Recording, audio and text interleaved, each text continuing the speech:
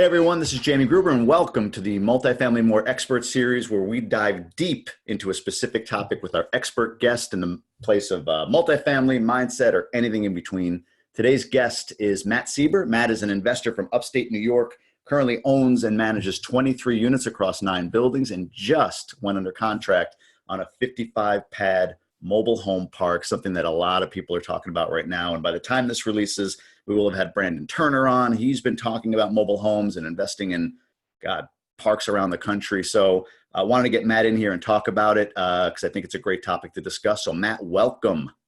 Good morning. Thanks for having me. It's, I've been watching it in the Facebook groups. It's just, it's really great to be here and be able to talk to people. And thank you.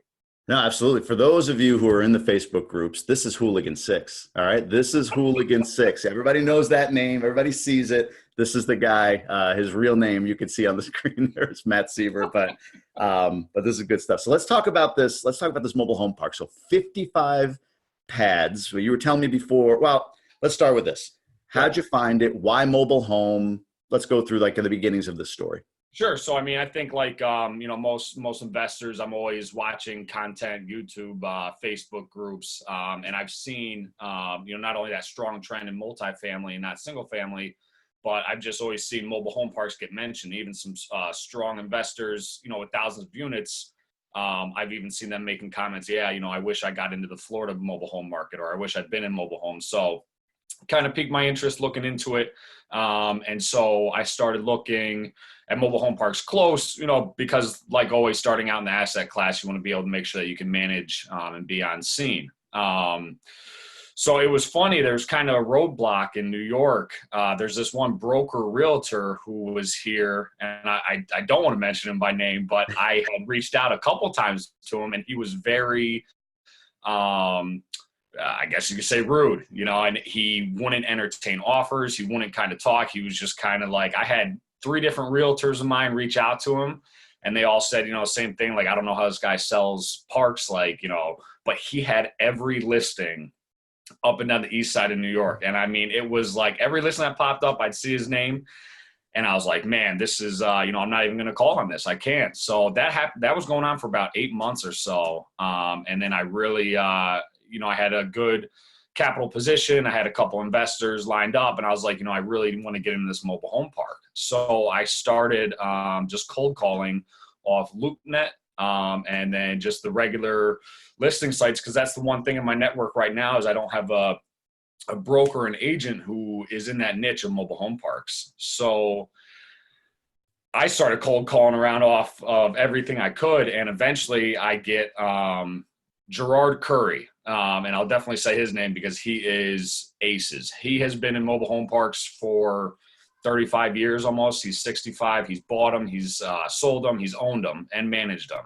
So he is out of Rochester. And I'm calling on one of his listings. And, and I go, well, do you have anything else? He goes, well, yeah, I see your number. You're in the capital region. He's like, I have one that's, 45 minutes, an hour from you if you'd like that. And of course, with mobile home parks, you're trying to look, for me, you're trying to look greater than 20, get over 30 if you can, so it might be able to afford, a part-time maintenance guy or someone who can be there.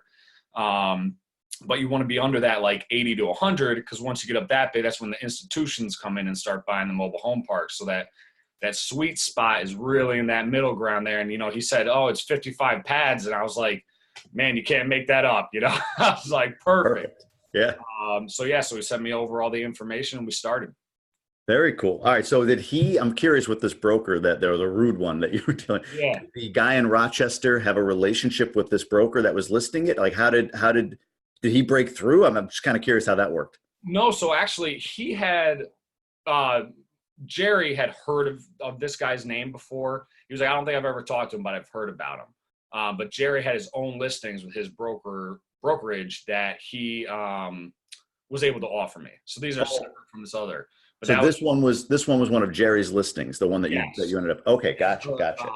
Yeah, he didn't have it as a listing, but he knew the listing agent Gotcha. Because come to find out these brokers and these agents, they work together in the industry it's very tight knit. They all know each other. But I think this guy that I was talking, the rude guy, I think he's younger, he's newer in the game, and I don't know, like it was just crazy. I couldn't even give him an offer. He wouldn't even entertain it. I think you just gave him a great like Instagram handle though, right? The rude trailer park guy or something like that, right? Yeah, right.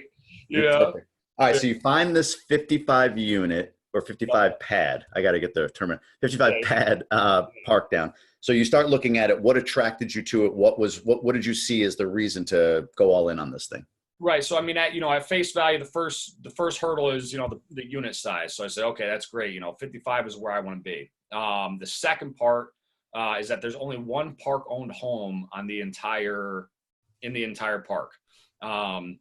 And and remember, we got to the terminology we have to always remember is Manufactured housing community is the new trailer park. But I said trailer park. I'm so sorry. Well, so do all my friends and my wife. So I just I stick with mobile home. That's easier for me. I feel like that's my middle ground. Sure. So the thing with the park owned homes is that if you have the park owned home, you as the owner are responsible for that maintenance. So while some people, at first glance, it looked nice because you're getting $700-800 a month in rent because they're paying, say, $400 towards the mortgage on the home, and then they're paying their $300 lot rent. So on the sheets, that's one way actually when doing the due diligence that park sellers can jack up that the sale price. Yep. Yeah, because I mean, if you're looking at a unit that's $700 a month, you're talking $8,400 for the year, and then that's $84,000 on top of your, at a 10 cap. That's what you're looking at. When really, it's only that $300 lot rent because that $400 is going towards the note.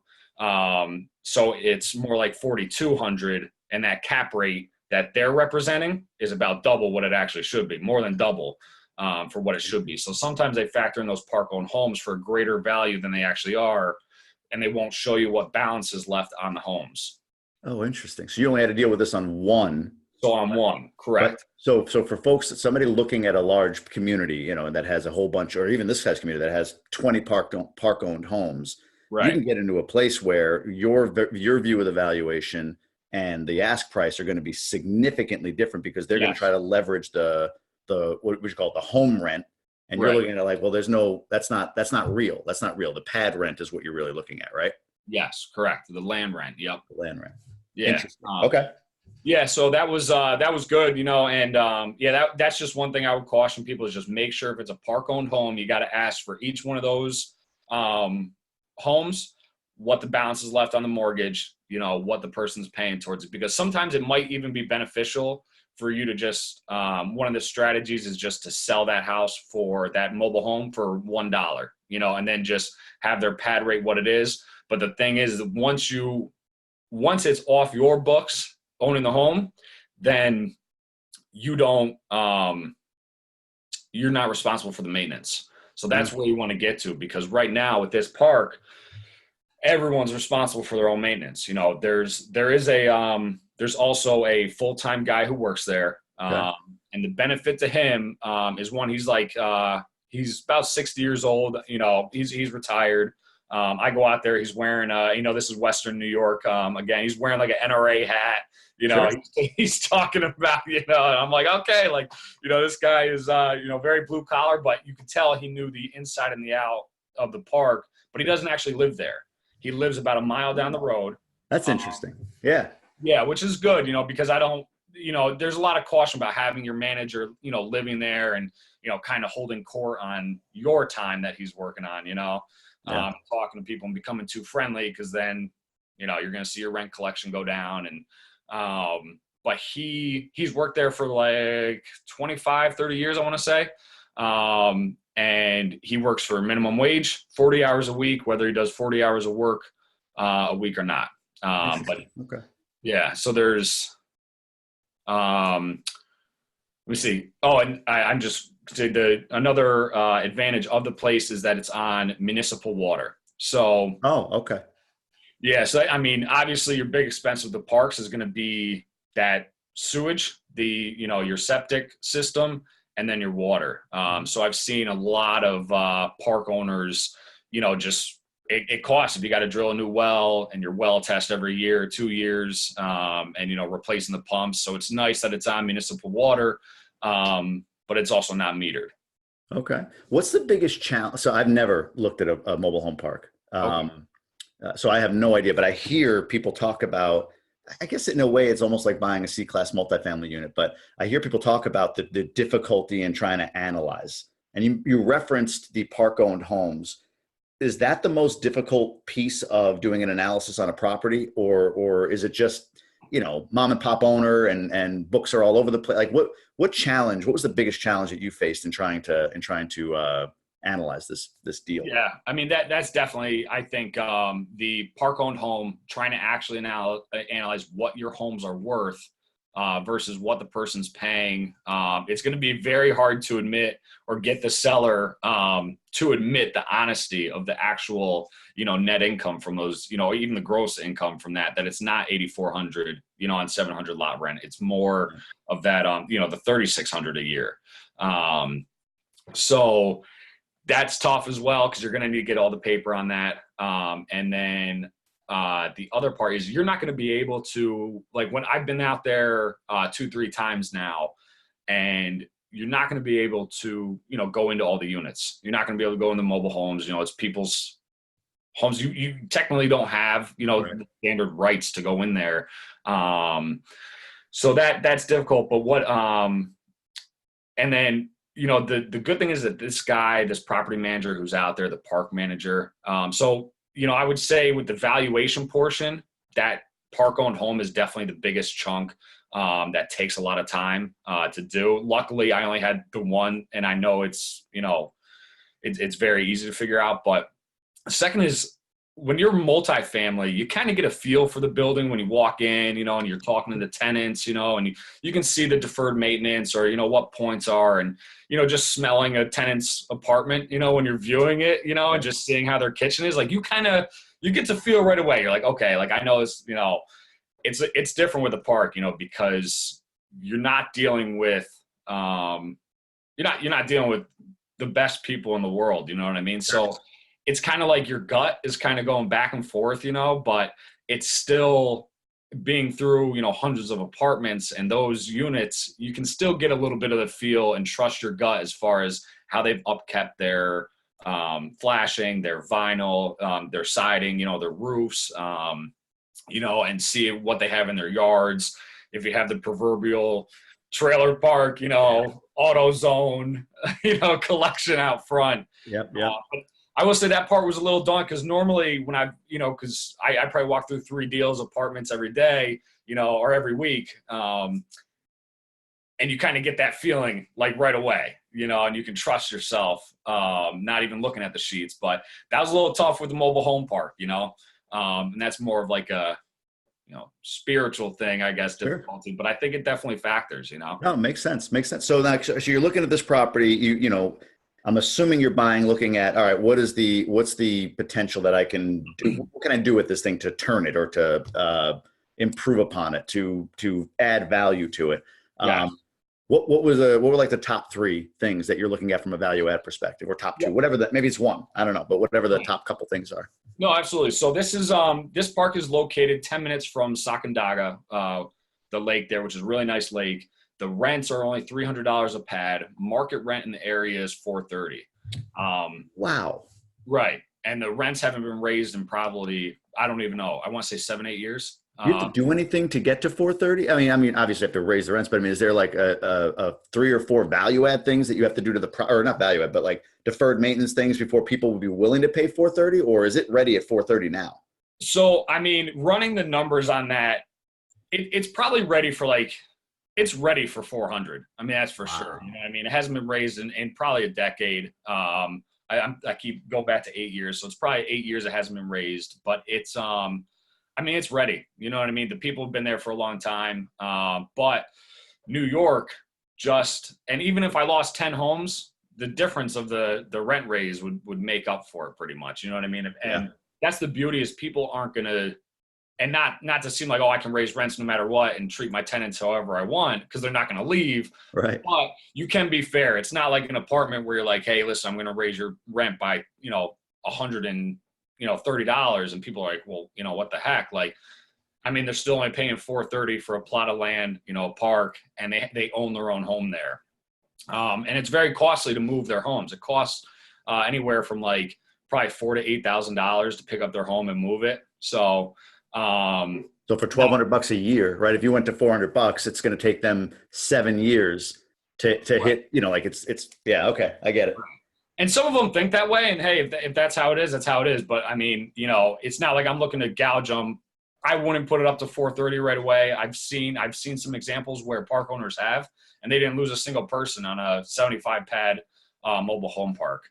That's personally not my strategy, but New York recently rolled out new landlord tenant regulations. So mobile home parks have generally been left out of that. This year, they were included in the new regulations. So you can only raise rent 3% year on year. So right now I can go up to, $310, then $320, then $330 year on. So the rent, but there is one loophole. That is, if you make a capital improvement to the park, you can then raise rent, not to exceed market value, but enough that you can recoup your investment. What is a capital what are they, is that like gray, vague? Like what is a capital improvement? Could you just, resurface all the pavement and there you go? Right. So that's, obviously it's got to be an improvement where, it's got to be to where you want your rent raise. Yeah. But if someone's going to come look at it, they're going to be like, okay, this guy, put paint and carpet on something and is calling it, like a capital improvement. You know what I mean? Like, right. So you have to feel out what's going to be appropriate. But I'm going to say the big things are, new septic system or new leach fields, and the roads. So the roads aren't paved in this park. So, going off a rough estimate to get these roads paved and, properly draining and everything is going to be probably a $250,000 to $300,000 project. Yeah. So the plus side is there's a lot of grants right now in New York State through DHCR, which you can apply for to get subsidized loans to do these capital improvements. Okay. So I'm kind of in the process of looking at those applications now for that, because if I can get a loan for $300,000 at 1% over 20 years, unbelievable. No brainer to then get my roads paved and put my rents at $375. Throw some speed bumps in and make it look, like a 5-star mobile home park. Absolutely. Yeah. Okay. So rent upside, you got about $130 in room there, depending on how you can do it with the laws and everything you described. What else? What else is a potential value add? Number 2 would be submetering the water system. So right now the water bills out about, I think of course, when the offering was $8,000, and then now that I looked at the actual numbers, it sits between about $10,000 and $13,000 a year in water. Submetering out, there's a couple good companies out there like Badger Meter, Guardian Water, I think is the one. But you can get electronic meters that they're about $200, maybe $300 a pop, and then you just get your plumber to go in, you put them underneath or on your watering valve. And a lot of them nowadays are pretty weather resistant and won't freeze. And then that company electronically records their water usage and bills it directly to the tenant. So it saves you, that's a cost that, will potentially save me $9,000 to $10,000 a year. So one-time cost of what, 15 to 20,000 probably. And then you make that up in 2 years. Yeah, for sure. So it's definitely, any way you run it, it's going to be pretty much a 50% cash on cash return for that, investment. Okay. And then the last one is the manager. So, he's a guru, he's expert, in the park management, he knows what he's doing, but still, paying him out of my pockets about $30,000 a year, which, you know, for having the peace of mind and never having to go out to the park is nice. But I do want to, you know, that's something I'm probably going to look at year 2 or 3 of ownership, is whether I can put one of my own maintenance guys, you know, to go out there, kind of learn from him and phase out that full-time salary of a park manager. And that's only because you really can't beat, you know, minimum wage, 40 hours a week, and a guy who is a licensed plumber, used to own his own construction business, and is just, you know, an elderly gentleman who likes to putter around, mow the grass, and plow the place, you know? Yeah. If minimum wage goes up to $15 in New York, that's going to hurt, you know, significantly. Yeah, absolutely. So Gotta love New York. I know, right? That's home for me. It's where I'm from, so I feel you. I have a property there as well. All these regulations, it just makes you go like, eh. But yeah. So no kidding. So those are really the main 3 that I'm looking at right now. Wow. What about do you, I don't know if it's the same term, vacancy? Are all pads rented? Yes. So currently the one park owned home is getting evicted. And then there's 44 occupied, and then one guy just abandoned, one's getting evicted, and one may be leaving. So it's down to 41. Now, most of the other community, and that's actually pretty rare for 1 year to have like 3 type, you know, of different incidents, you know, but I guess that's probably just like, you know, it's your 100-year flood map. You know what I mean? You just never know when that year is. But most of the people in this mobile home park are a lot older. They're in retirement age. They pay their rent, their lot rent off Social Security and disability, you know, and aren't going to move. So, but there are all the pads except for maybe 2. I want to say 53 of the pads are poured. So the infrastructure is there with electric and the sewer hookups to bring in homes, and then get that vacancy erased, you know, get that occupancy. Wow. So you got a lot of different things you can do with this property, which is really cool. Yeah. Yeah. I mean, you're going to spend some money to do some of it, but I mean, long-term, and I want to get to exit here in a bit, but long-term, it sounds like you've got a lot of upside here. So let's talk about, this is interesting to me because you referenced how you're financing this property. So I think you're owner financing, correct? Yes. All right. Now, I mean, walk me through how you approached that, how you did that, and if to whatever degree you're able to or comfortable with, what kind of terms you were able to negotiate, and maybe even just take us through that negotiation, if you would. Yeah. So in speaking with the realtor, with Jerry, you know, he told me, you know, this was on the market. I saw it was listed for 1.6 million on LoopNet, and I was like, okay, you know, and he sent me the old listing. It wasn't currently on the MLS. It was off market. The guy who owns it, actually, he's actually a pretty big name in mobile home parks. Yeah, I don't know why I can't say, but it's maybe I shouldn't, just to give him his privacy. But he is a big name in mobile home parks as a manufacturer of mobile homes, and he lives in Indiana. So but he doesn't own mobile home parks. So he doesn't want this on his books. He took it as a collateral from someone else who owed him money on another project. So he took it back from that owner. Yeah. And then they just kept that full-time guy there. And it's pretty much send the rents whenever you get them. But if there's a loss, we'll just write it off, you know, against our other holdings. I mean, this guy doesn't need a 55 pad mobile home park. So the feeling I got from my realtor is he said, yeah, he's open for offers. Really all he wants is to make sure that he doesn't get it back.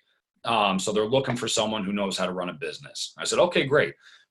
So preliminary off the bat, I said, Jerry, see how they feel about $1 million on the offer. And, you know, with me, when it's owner financing, you know, I'm always trying to limit my exposure, you know, so it's always that, how much are you going to put down, you know, versus whatever. And, so I knew I wanted to get away with $100,000. So I just started out right away and just said, hey, I'll put down $50,000 cash, you know, on $1 million and finance 950,000, you know? And I was like, well, either that's going to get them not talking to me ever again, or they're going to be like, you got to do something, you know? So with Jerry, I said, hey, just see how that goes. We'll see what their appetite is for entertaining this. And so he was like, okay. So I throw that out there. They say, hey, that's not going to do. You got to come up with something a little bit better. I said, sure, let's schedule a time for me to go out to the property, and I'll put together a real letter of intent for you, and we'll figure it out. So I went out, met the seller's agent at the property, and I went in a suit and tie, because I was going for that whole, because a lot of times I'll just wear jeans and shoes because, you're going in basements and looking at furnaces and everything else and climbing up on a roof. But I went in suit and tie. I wanted to present that I am a businessman, that I know how to, create value in a property. And so we met there for about 2.5, 3 hours. We met up with the property manager, the park manager, Gary. And like I said, Gary's this old guy, so he's just like blurting things out that you probably don't want your guy blurting out. You know what I mean? Yeah. But that was good. He's very honest. And so I went back and I use rental software. It's from rentalsoftware.com, and it's a cash flow analyzer. Okay.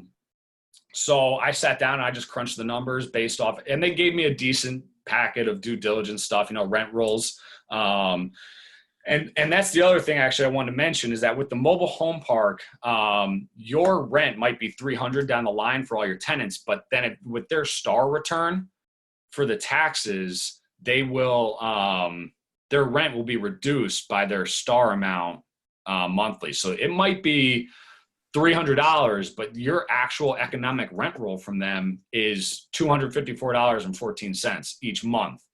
But they get the star amount, though? They get the money from, or do you? You do as the owner. Okay. So their tax break amount for their star, you have to reduce the rent by over the course of the year. Got it. So they might say this is, $300 and your taxes are only $17,000. Really, your rent roll is, $254 and your taxes are, or your rent roll is $300, but your taxes are $28,000. Right. Yeah. So it's either you got to subtract the taxes and keep the rent roll there, whichever's easier for your analysis, or reduce your rents and put your taxes up high. Sure. Or you know what I mean, the vice versa. So, no, I get you. You have to be mindful of the fact that there's a subsidy in there, right? It's not just like 300 and this is the tax. There's cross-pollination, if you will. Yes. So I sat down, I ran the numbers for, a couple hours, figured out. And of course, just like any investor, I started, running my upside in 3 years. And I was getting caught up in where the rents will be and what the expenses are going to be lowered to. But I came up with an offer and, really honestly at a 10 cap, based off that net operating income, it was really coming in around like $780,000. Because with the expenses, with the actual water, it was probably making $78,000 to $80,000 a year, before taxes, which still is pretty good. I mean, even if you're looking at straight financing on $1 million, you're right at that 25% cash on cash.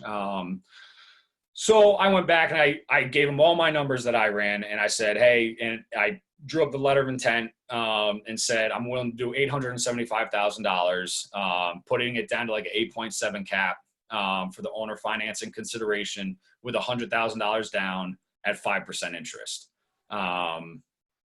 And I didn't hear anything back for about a week. And then another day went by and Jerry called me and I missed it. It went to voicemail. And you know how the iPhones will transcribe your voicemail for you. But it was like the worst transcription ever, and I was reading it. And, but yeah, it turns out they accepted the letter of intent, and then we went under contract. So you actually went down on the offer? Yeah. So as you were saying, I'm like, I want to make sure I get, so you make this initial offer at you say 9 or 950? I offered $1 million. $1 million down. with 50,000 down. So it would have been 950 financed. That's what you said, right? Yeah. And he's like, bring me a real offer. So you go back, you do your due diligence. I guess you show him your work, and you actually went down $125,000, but $100,000 in cash, and they accepted that. Yes. 5% for 30 years. It's amortized on a 20-year note. Balloon payment in 3 years. Okay. All right. So you can refi out of that in 3 years. Can Yep. you get agency debt on a trailer park? Can you do that like Fannie Freddie? I mean, Banks love mobile home parks. oh yeah. They really do. Yeah. Everyone I've talked to has an appetite for it. I use Prosper Mortgage or Prosper Funding. They're a private money group. I don't get anything for saying them, but I always tell everyone I know about them because the guy I have, Dave DeLuca at Prosper, they're only licensed New York, Connecticut, Jersey, and Florida. Okay. But if you're a new investor, and your W-2 isn't strong, or your credit, I mean, I have good credit and a good paycheck for my primary job, but they will get it done for you. The personal loans, business loans, and their commercial rates beat everyone. So I asked him and he just underwrote it for me right quick, and it underwrites as is right now at 1.2 million. So he even said, he's like, he goes, hold it for 6 months. If you want to wait till year 3 and get that debt coverage ratio, built up, to 1.5, 1.6, he goes, then we'll re-underwrite, you can get out as much cash as you want. But year 3 for the refi, it's going to be remainder on the note is going to be around 680,000, I want to say. Yeah.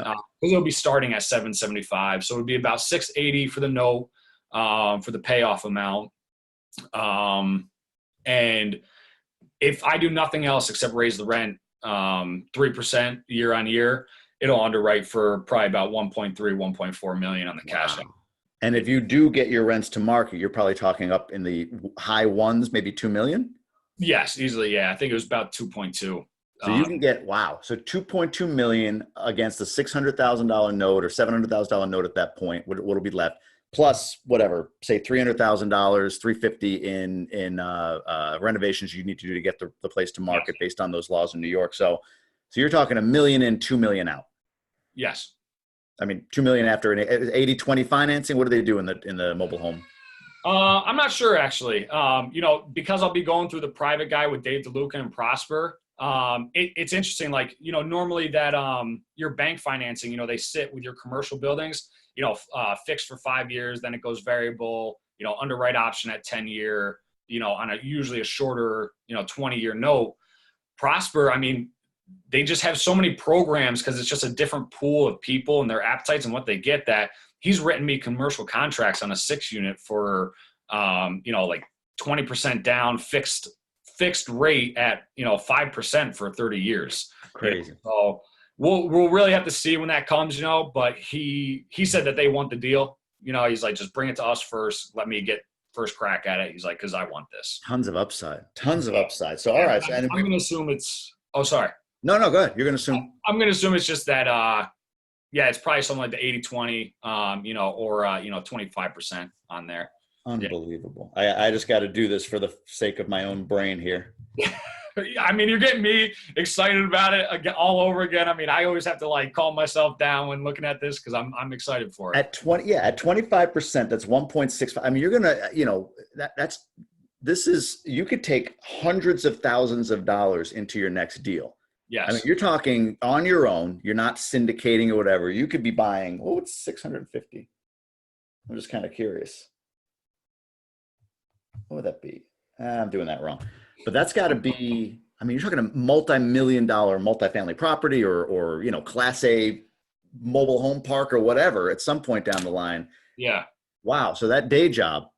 Yeah. That day job's got some competition, it looks like. Yeah, its time is measured. That's for sure. Yeah. Wow, man. That's amazing. So we talked about your exit on the back end, the refi.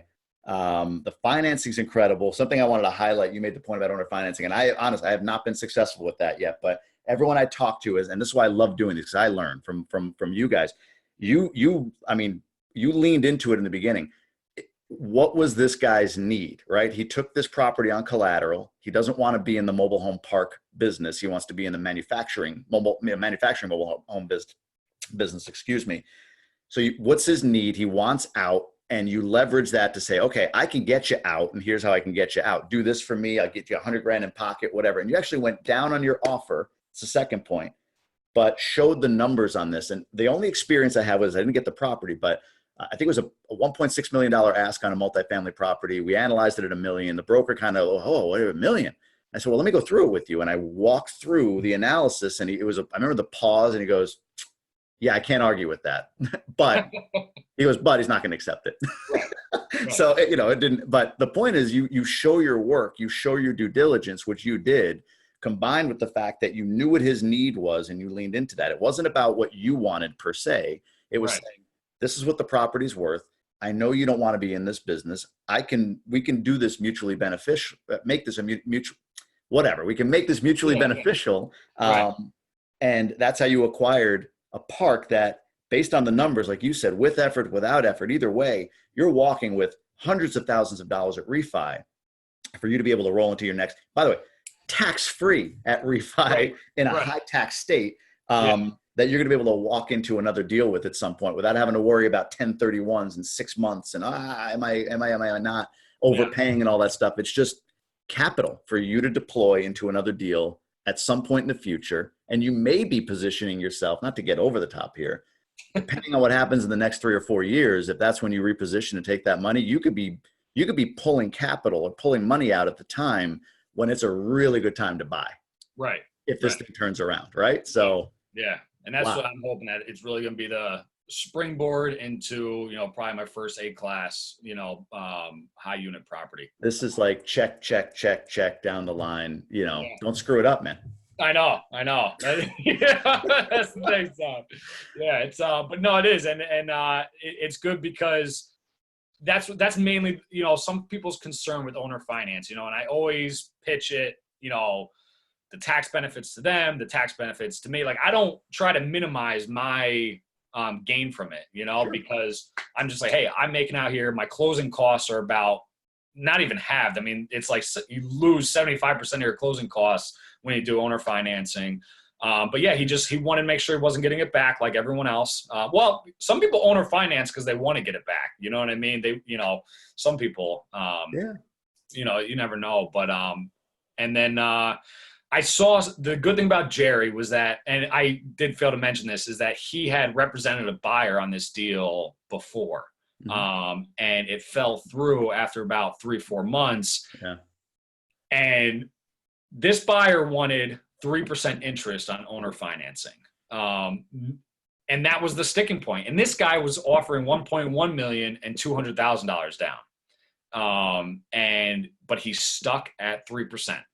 And because the seller was like, listen, I think 5 is pretty reasonable, which it is. With owner financing, I usually try and go a point above. I'm not going to go 3 points above prime or anything, but I try to give a little incentive, like, hey, here's 6.25, like, I'll give you a little bit extra here on the interest because you're doing this for me.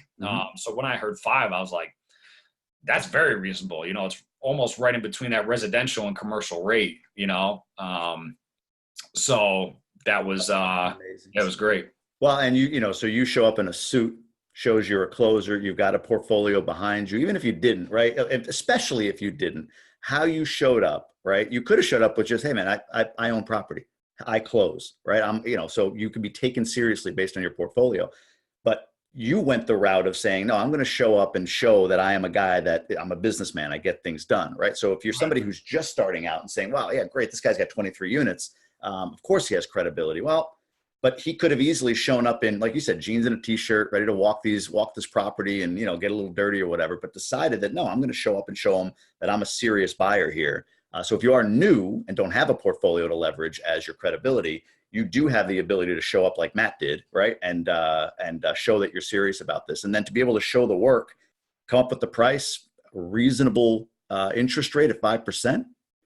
That's amazing. So you're a proven closer. He fell out of, you leveraged everything really well to get this deal done. And I'm amazed at the upside. I got to start looking at trailer parks around where my parents live in upstate New York. That's crazy. Yeah. Crazy. Well, all right. I've kept you long enough. You've given us a ton of information today. So thank you for that, Matt. Where can people learn more about you or contact you or follow you or whatever it may be? What's the best way to get in touch with you? Honestly, probably Facebook. I am working on my own branding, right now, and getting a website going and everything, because this is something I'm going to be doing full time here very shortly. I got my Seeber Capital. That's not my only branding right now, but Facebook is the best thing. I'll probably have to change my name first. I was in the Marine Corps prior, and that was one of our unit names was Hooligans. So, I've kind of stayed incognito on social media, but it's definitely something I'm learning more from guys like you, how to really make that presence in that brand. So I appreciate that. Yeah. No, and you're great with it. And, thank you for having me. It's just Hooligan6 on Facebook, and people can feel free to reach out to me, message me. That's one of the things, I love about you and your image here and everything is that you actually respond back to me. It's so hard to just get anyone to respond back. And sometimes I ask you some pretty life personal stuff. Sure. Yeah. Well, I missed you on the one and I apologize for that. I don't know. I got lost in the one, but yeah.